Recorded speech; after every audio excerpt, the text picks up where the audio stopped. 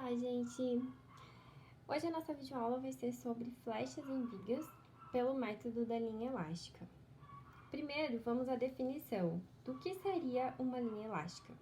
A definição teórica é que ela é a configuração geométrica do deslocamento vertical do eixo longitudinal da barra, de qualquer barra, seja uma viga, seja um pilar. Ela é mais comumente aplicada em vigas, mas nada impede que nós pegamos uma barra de um pilar e possamos aplicar todo este conteúdo nesse contexto também.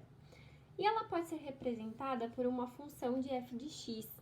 Por isso que nós vamos utilizar o método das integrações e derivações, porque essa equação ela pode ser representada por uma função, e a partir de uma função a gente pode integrar ou derivar ela.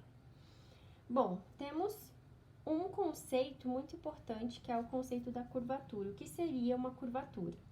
É a taxa de variação angular com relação a ds, medida sobre LI.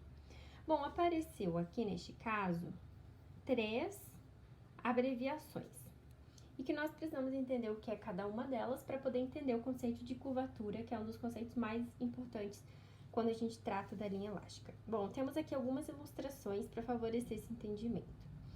Nós temos aqui uma ilustração hipotética de uma viga simplesmente apoiada com uma carga P aplicada no ponto que nós podemos chamar aqui de ponto C. Após a aplicação da carga, o que acontece com a viga, que seria o nosso eixo longitudinal? Ela tem uma configuração deformada.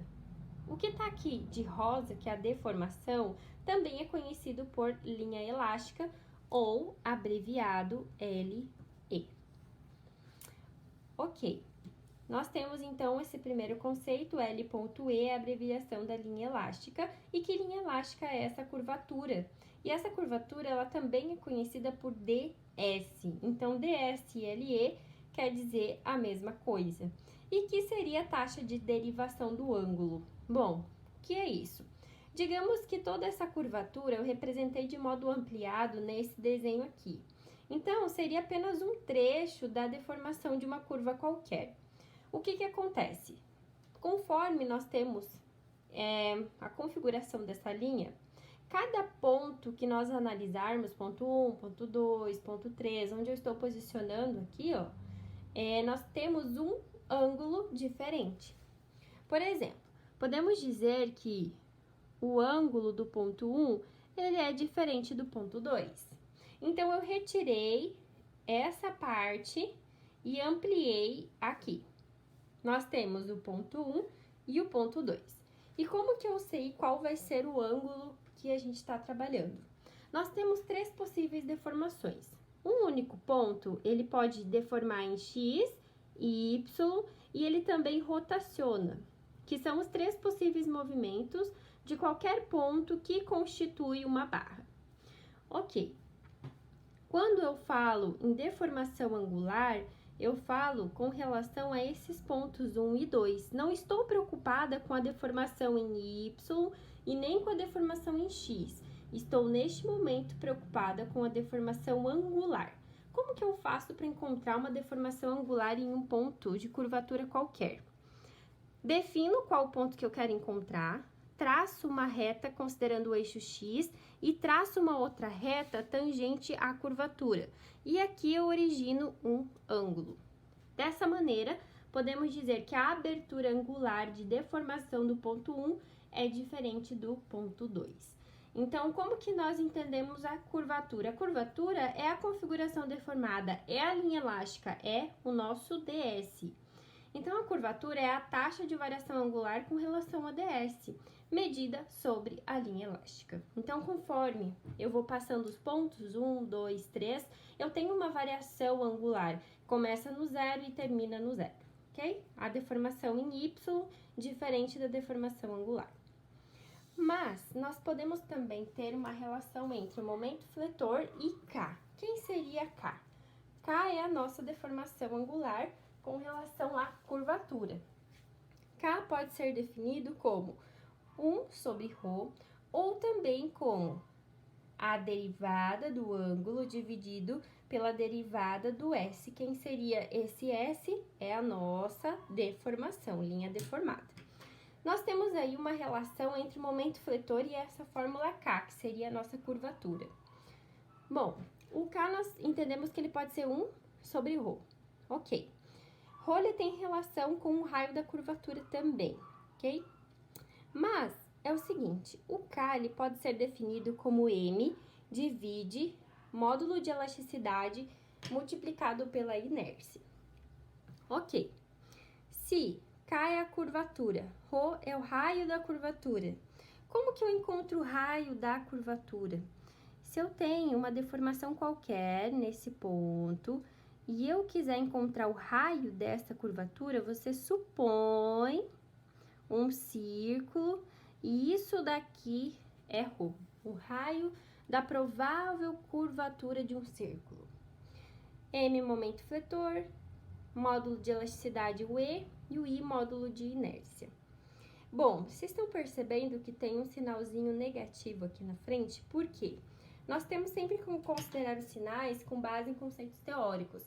Aqui, de rosa, é o DS, é essa curva aqui, ó. Então, vamos supor que nessa linha reta nós tenhamos uma viga qualquer.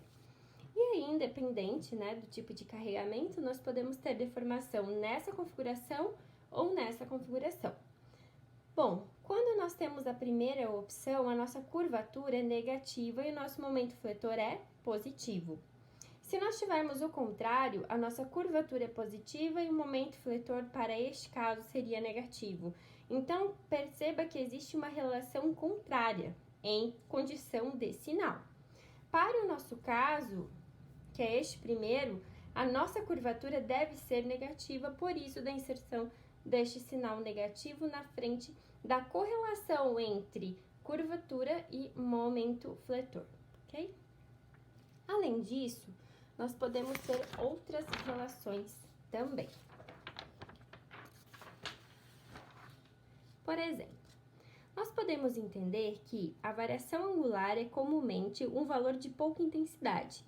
Sim, a diferença entre o ângulo no ponto 1 e o ângulo no ponto 2, a deformação angular ela é muito pequena e a diferença entre uma e outra é menor ainda, ok? Entendendo e sabendo disso, nós podemos representar que o ângulo ele é próximo da tangente do ângulo, apenas para ter uma relação um pouco mais palpável. Nós sabemos que tangente é cateto oposto por cateto adjacente. Bom, peguei a mesma curvatura, peguei um único ponto aqui, ó, tracei uma reta em X e uma tangente com um raio de curvatura. Gerei o meu ângulo, que seria a minha deformação angular neste ponto. Eu posso trazer as relações trigonométricas neste momento, onde eu tenho dx em x e dy até chegar na curvatura aqui, ó, certo? Dessa maneira, o meu cateto oposto é dy e meu cateto adjacente é o dx.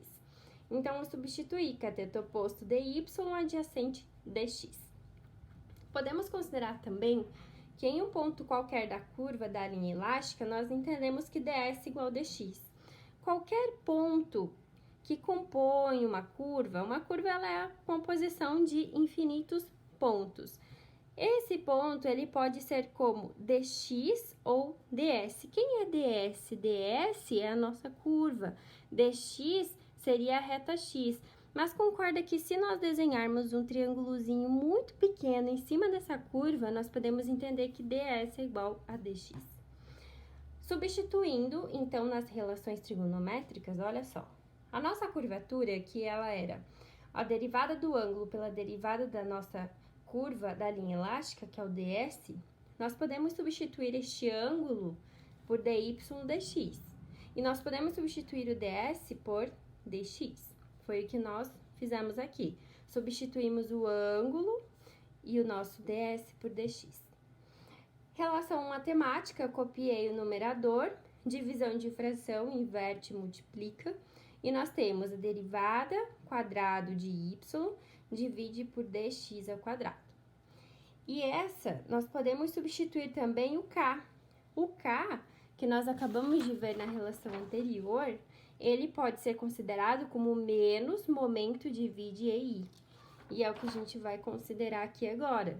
Se o nosso K é menos momento divide por EI, e nós encontramos que nessa primeira relação, substituindo as identidades trigonométricas, nós temos que a derivada ao quadrado de y divide dx ao quadrado. Essa é a nossa equação diferencial básica da linha elástica. O que quer dizer equação diferencial básica? Que nós vamos partir sempre dela para nós encontrarmos as equações da linha elástica para diferentes configurações de estruturas. Bom, vamos citar somente as vigas por enquanto, que fica mais fácil. Por exemplo, para uma estrutura que seja biapoiada e tenha uma carga concentrada, ou para uma estrutura que também seja biapoiada e tenha uma carga distribuída, por exemplo, nós vamos partir dessa equação para encontrar a equação da linha elástica específica para a situação 1 e específica para a situação 2, por exemplo. Por isso que se chama equação básica, nós vamos partir dela para encontrar todas as demais. Então, no próximo vídeo, a gente vai calcular um exemplo para encontrar a equação da linha elástica de uma estrutura biapoiada com carga uniformemente distribuída, que é um dos exemplos mais comuns.